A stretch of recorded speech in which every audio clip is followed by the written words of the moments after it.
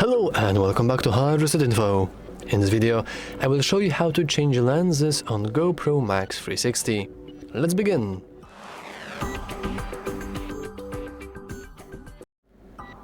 First, we need to wakey our camera.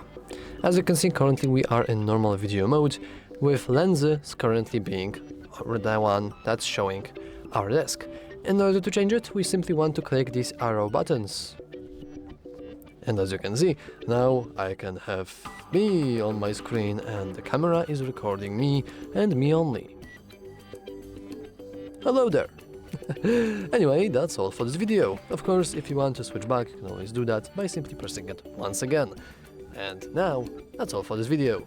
If you found it useful, make sure to leave a like, subscribe, and as always, thanks for watching.